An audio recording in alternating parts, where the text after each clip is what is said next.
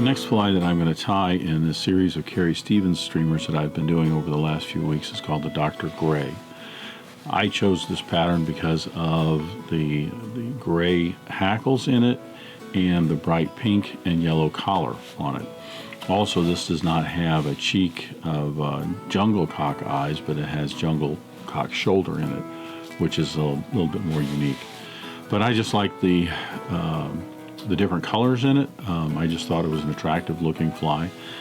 Historically, all I know about this from the book that I've been using to research a lot of these flies is that she had a friend, a fishing friend by the name of Dr. Gray that she tied this pattern for.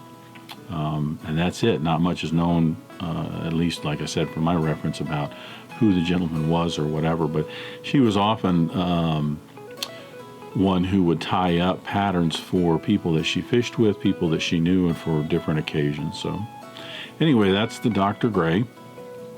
I just thought it was an attractive looking fly, and I thought it would be fun to tie. So we'll go ahead and get started.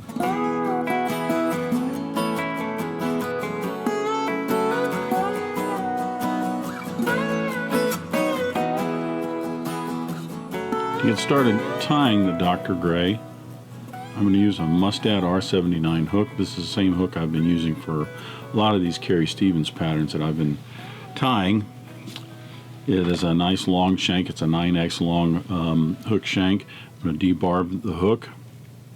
As I get started tying this, I do want to apologize in advance if you happen to hear a little bit of buzzing in the background here and there. It is because of the mild weather. Many people are out getting the last of their leaves up. So you might hear a leaf blower or two buzzing around. To start with, I'm going to use a black flat wax nylon. The body on this is just a black floss, so I'm not worried about darkening up the floss or anything, but I want to use a larger size thread to start out with, simply because I'm going to be moving from one end of the hook shank to the other. I can do that a little bit quicker with a larger diameter thread.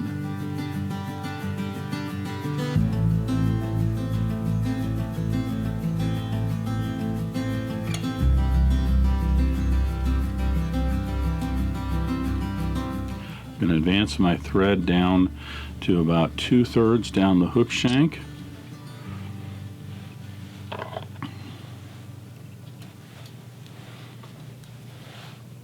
And this is where I'm going to tie in my tag. The tag and the rib on this are a silver tinsel. I'm using a Danville's silver and gold Mylar tinsel, size 14. I'll tie in the tag with the gold side up.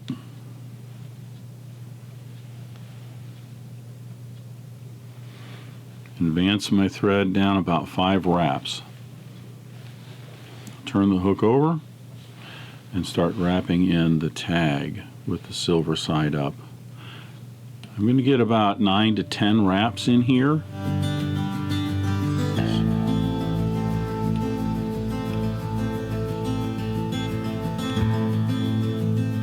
And usually these have about 8 wraps, but I usually get 1 or 2 more because I start my tag a little bit further up the hook shank, and I'll show you why in just a moment.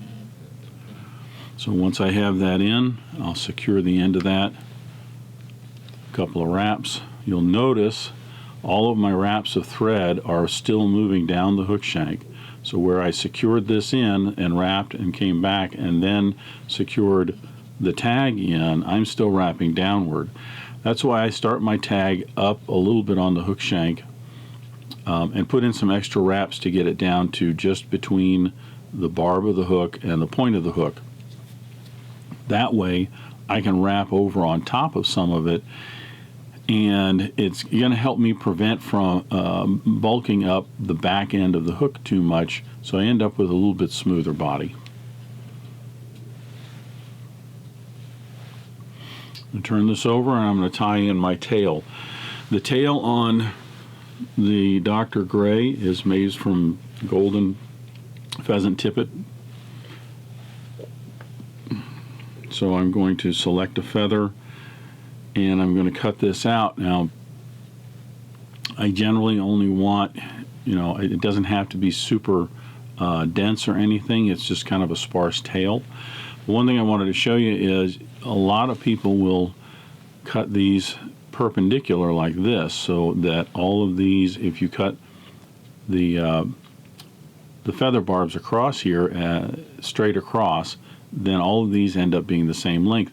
And that's nice, but again, trying to minimize how much bulk we get on the hook shank here in any one spot, trying to keep it nice and smooth.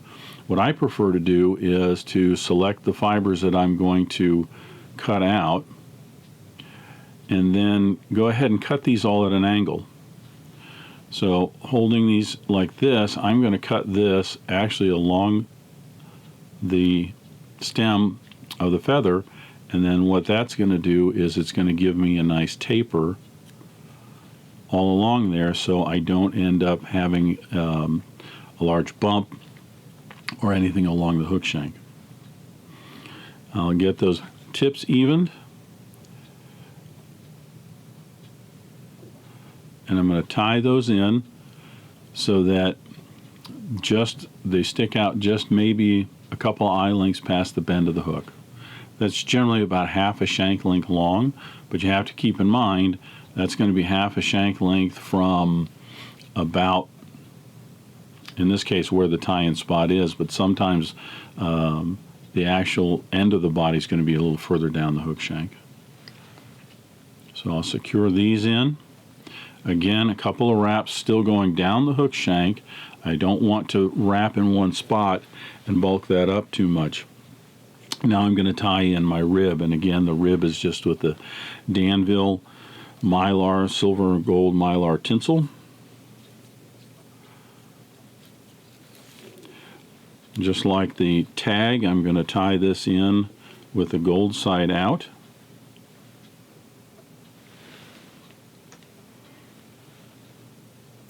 And I'm going to anchor that just on the other side of the hook shank.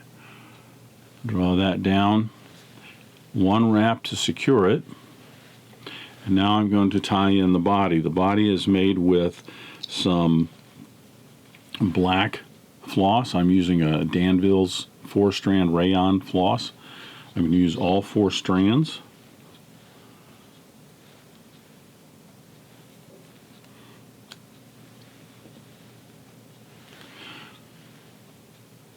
I'm going to bring these up underneath the thread and secure them on my side of the hook shank. I'm going to draw the ends down so that they are down just about inside the head space. If I have to, in a little bit, I can trim those down just a little bit. Now I'll start wrapping forward, and you'll notice that I have a very distinct back end of the body right here. So when I start wrapping the floss, it's actually right at the very back end.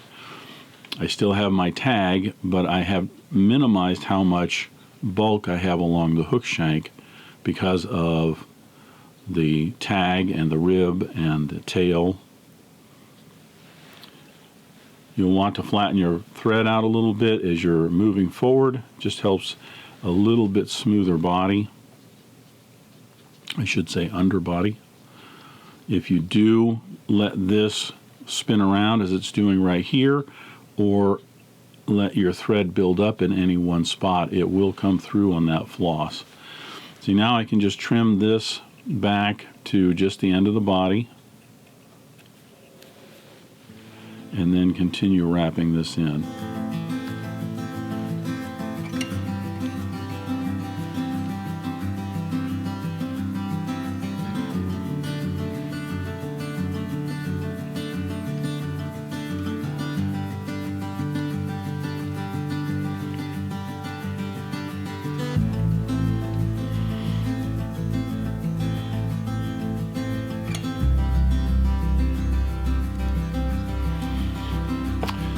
Go ahead and start wrapping my floss.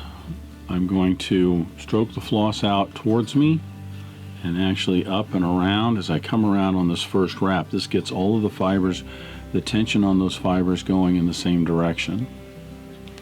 And once I get around on that first wrap and it anchors them all under the same tension, I can then start wrapping that body in. Each wrap is going to overlap the previous just a little bit. You want to try and minimize some of the bumps and gaps. You want to try and have a nice smooth body.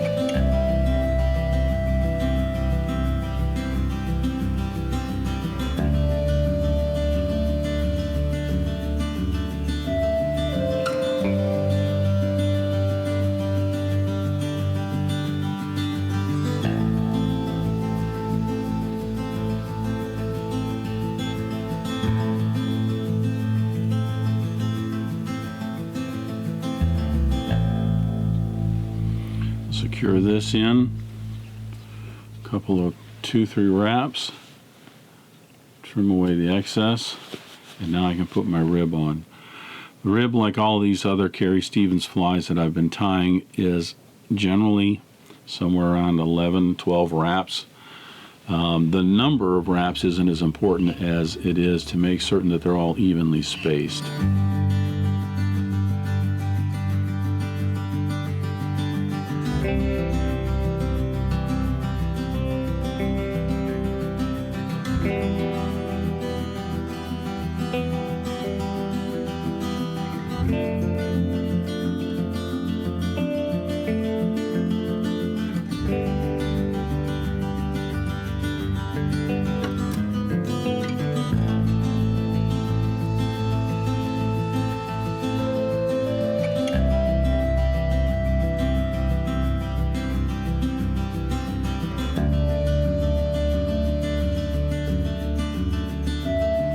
We'll secure in the rib,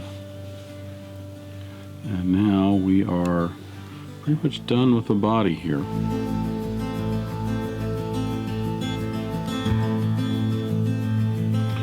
Now I'm going to go ahead and change over to a Danville 6/0 black. We can tie in the rest of the fly and create the head with the smaller diameter thread. Gives us a little bit more control, and it won't bulk up so much. I'm going to attach the thread right behind the eye of the hook, and I'm just going to wrap down over my tag as well as the flat wax nylon. That way I can just go ahead and trim both these off at the same time. Tidy this up just a little bit,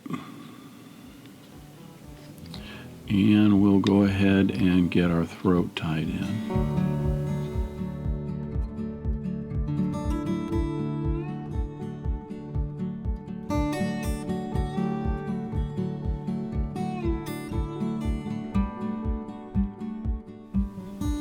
The throat of the Dr. Gray is tied with the pink hackle fibers. I like to use schlappen on all of my Carrie Stevens patterns for the throats, but I don't have any just regular pink. The pink that I have is a fluorescent pink, and it's very, very bright. So actually what I'm going to use is a cocktail feather. It's a Rooster tail feather. You can buy these. They're extra long. You can buy these in a package strung together. They work very, very well because the fibers, similar to the schlappen, are very long, very soft. They flow in the water very well, and in terms of stripping them off the feather, or I should say the rachis of the feather, and putting them together for a throat, they work very well. So I've got some already prepped here, and I'm going to tie those in a little. I like mine a little bit long, a little bit more than half the shank of the hook. Secure those underneath on the bottom side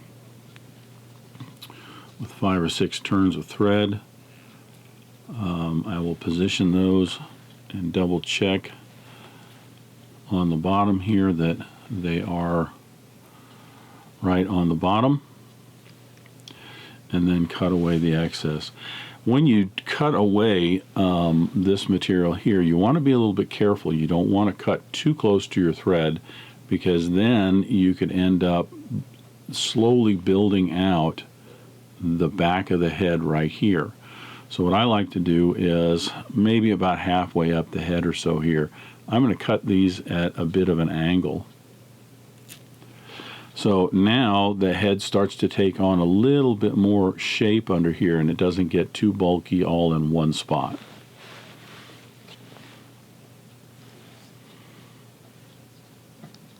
We'll secure that down and come back here to tie in our underwing. The underwing on this is Peacock Herl, like a lot of them. This is a strung Peacock Herl. It's just, I use 6, but it's anywhere from 4 to 6 strands of Peacock Herl. What you want to do is to pull those out, but then just make certain you have the tips lined up fairly decent. They don't have to be perfect, but do take the time to try and get them, 90% there. It just looks a little bit nicer. So once we have our Peacock Herl in place, I should say all collected, I'm going to set that right on top, and I'm going to go just a little bit past the tail. And that's because my wing is going to end up being overall longer than the tail, about half a shank length or so behind the bend of the hook. So I just want that underwing to just be a little bit closer to the length of the actual wing.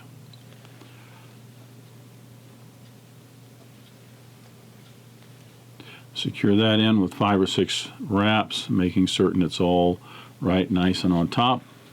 And I'm going to cut these just a little bit long so that, again, it helps to taper this whole head down towards the eye.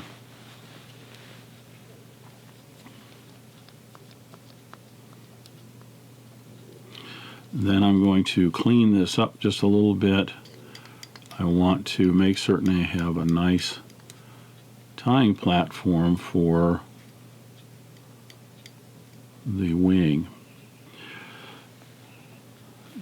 The wing on this is comprised of gray hackles, and these are from a whiting American cape, and they are jungle cock shoulder. Some people call these body feathers. I've referred to them as shoulder feathers. Anyway, this is a jungle cock cape, and these are the shoulder or body feathers that we're going to use. I've already prepared mine. In this case, you can put the hackles in individually if you want. I prefer to actually glue these together, so I processed 2 gray feathers for one side, glued those together, and then the shoulder on top of that, and then did the same for the other side.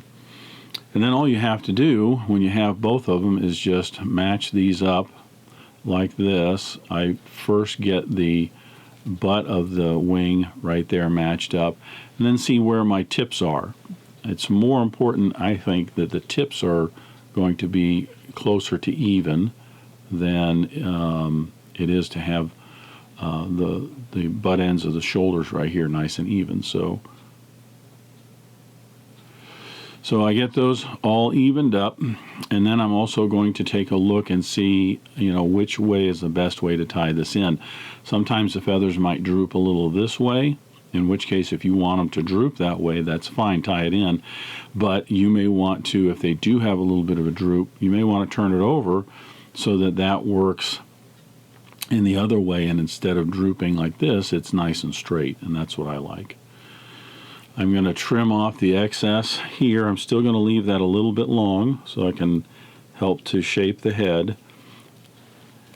And then with my wing ready, I'm going to separate the two right here, and I'm going to bring them down on both sides of the body, bringing the stems to the top. I'm going to then hold those in place, getting the base of the wings right at the back of the head, making certain that they're straight down along the body. I'll secure those in with 5 or 6 wraps of thread, or maybe 8, something like that. Because now I just want to check to see that the wing is actually straight up and down, as this one is. Interesting. So it's not off crooked or cocked or anything like that.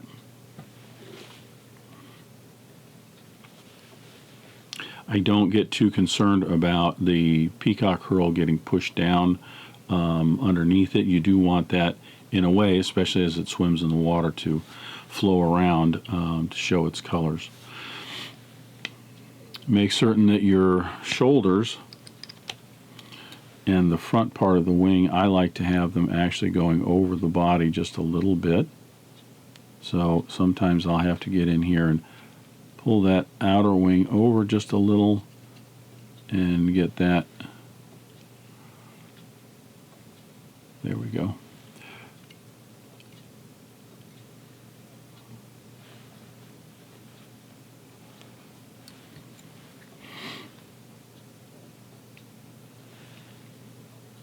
Just take your time with it. Understand that when you're fishing this fly, it certainly will not stay all this nice and tidy. But it looks nice while you're tying it.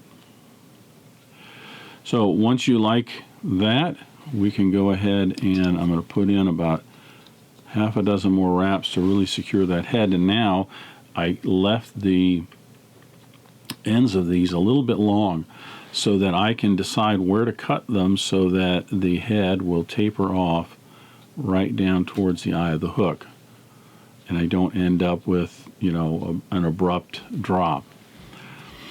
I'll bind in those ends and then come down to the eye and start shaping the head of the fly.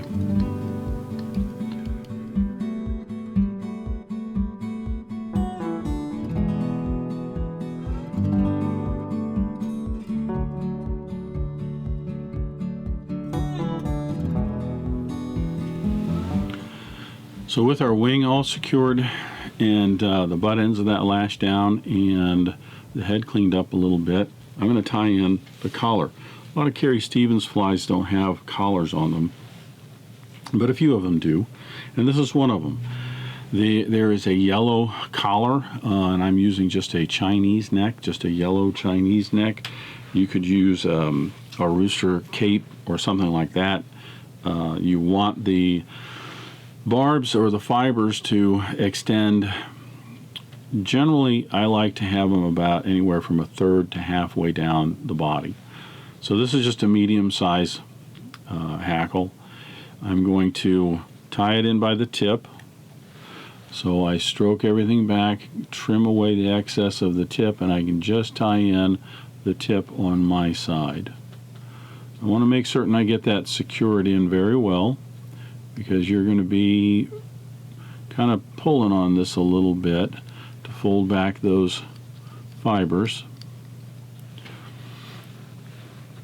Depending on the density and the feather that you're using, you're going to put in anywhere from 3 to 4, maybe 5 if needed.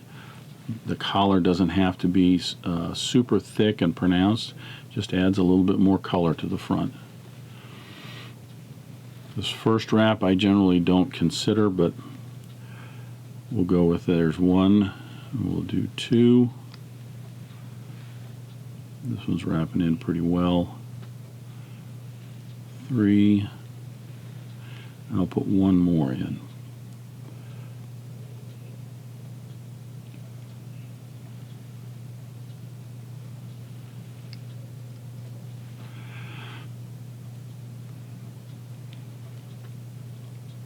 Yeah, 4 will do it. I'll catch that on my side of the head. Pull that feather down a little bit. Get 3 wraps in to secure it. Then I can trim away the excess. Take a look at it real quick. Make certain that it is all tied in the way you want it. And then we will go ahead and shape the head while covering up any little tidbits like the butt end where we cut that feather off. Remember, that's the purpose of the head, is to cover up any trimmed materials and to taper down from the fly to the eye of the hook.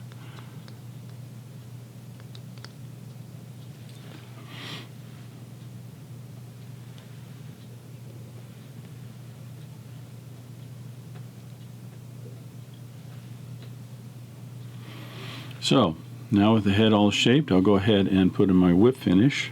I'm going to flatten my thread out.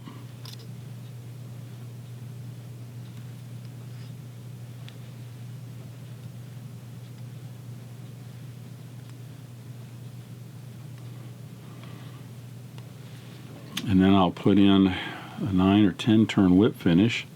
Just starting at the back of the head, I'm just going to slowly proceed towards the eye of the hook.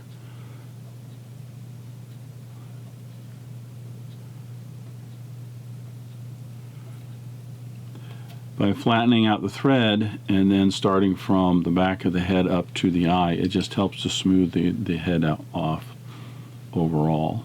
I'll cut my thread off.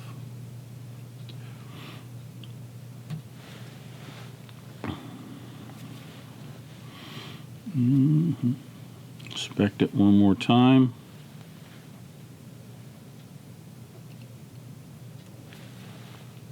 There we go. Now I'll go ahead and put some fly tight on this. This is just a thin head cement. It will soak down into the threads and really secure the head of that from the inside. As soon as that is dry, we'll go ahead and put some hardest hull and start the process of smoothing out and finishing the head of the Dr. Gray.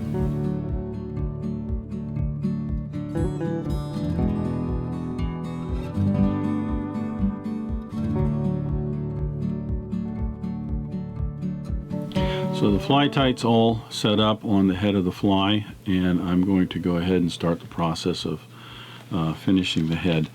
The next thing that I'm going to put on here is what's called some hardest hull, and it is just a top coat. And I'm going to put 2 coats of this on and then a final coat of some black lacquer. The hardest hull, even though it goes on fairly thick, and once this is on here to the camera, it'll look like the fly is done. See, I mean, that looks all nice and smooth and like we've got it all finished and ready to go. But that hardest hull will dry and it'll shrink down, so you'll actually, when it shrinks down, you'll see those thread wraps coming out again. So we'll put another coat on that when that dries up, and then, like I said, I'll finish it off with a top coat of black lacquer, and then our Dr. Gray will be all done.